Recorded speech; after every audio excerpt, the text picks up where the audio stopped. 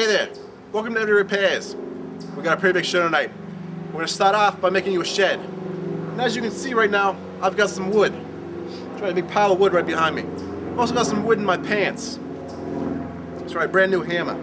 It's double-sided. It's got a hammer on the front, nice big ass in the back. This is a beautiful ass. You throw this ass at a piece of wood, it's going to put a nice big crack down the center. Because this is just a very sharp ass. Tonight we're going to be making you a shed. And if you hire a contractor to make you a shed, they don't really realize that we got an environmental problem on a global scale. And we need to conserve some resources. And these contractors are making their sheds out of wood and nails. That's not how we do things. Alright, we're going to be making a shed tonight out of wood and glue. Got a glue stick here, works great. So some people say glue's made out of horses. So what? Horses crap all over your yard. Does metal crap all over your yard? I don't think so. Metal's very important. So we're going to be making a frame first. So let's get started. Alright, we got the frame started here. Nice basic cube format. Now we're going to show you how to apply the glue. Now you're going to want to use as much as possible. So we set up a little grid here. And I was surprised how few people know how to actually apply glue. It's very simple. Just take the wood. You can't swatch it. You got to slather it. Slide it up and down. You're going to want to put on as much as possible. And the secret is, make sure you get both sides. We got the other one already, but some people forget. You just set it up there against the wood. Just hold it there for about an hour. And do that for each sheet of wood, and that's it. Sticks on there. It's very strong, very sturdy. And it's going to cost you a little more. It's going to take you a little bit more time. But can you really put a price on saving the environment?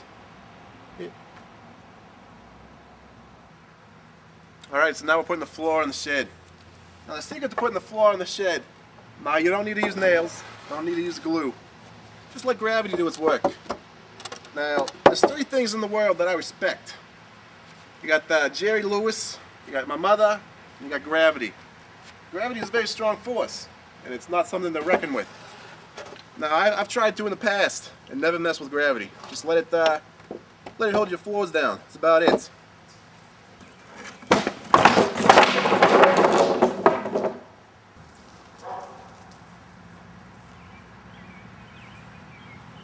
Alright, well, if you live in a windy area, you can use a couple nails. Alright, now we're going to be putting a security camera in your bathroom. You might be saying to yourself, why put a security camera in the bathroom? I'll tell you why. Safety. You know, these burglars nowadays like to catch when you're off guard. You're most vulnerable. That's when you're in the bathroom. Don't even question it. Happened to me 4 times. It was a very uncomfortable situation for me and them. So there are literally dozens of places to put a camera in the bathroom.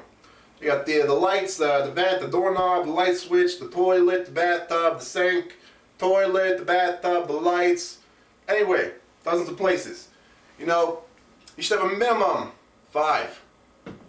It's minimum. So safety first, and tonight we're going to put 1 in the ceiling. Just time restraints. Let's get started. Alright, now installing the camera is actually very easy.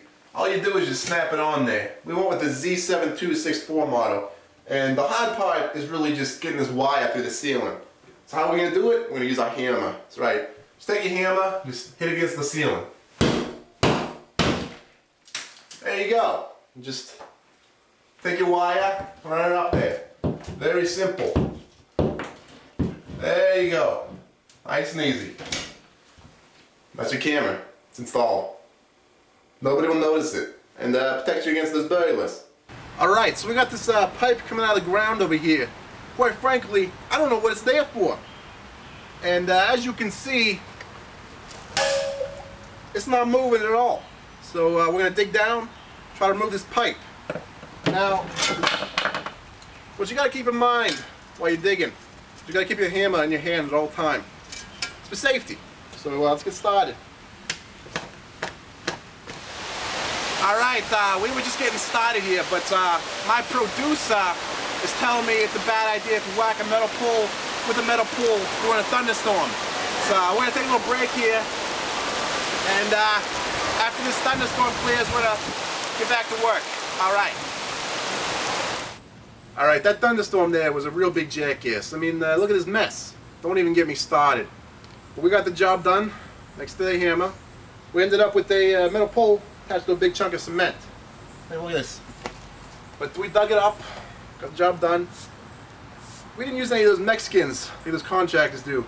Anyway, we used 100% USDA ground beef. That's right. Sir, what do you think you're doing? I'm digging a hole. Where's your hammer? My hammer? No, not a hammer. A hammer. A hammer? Yeah, you need it for safety. I'll keep it spare, here.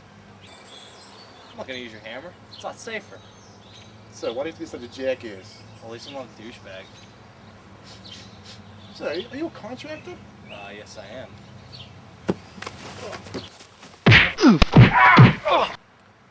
Alright, everybody. As far as that contractor is concerned, let's just say it was a little problem, and I took care of it. So next week in ER, we're going to be playing with a nail gun. Make sure you tune in.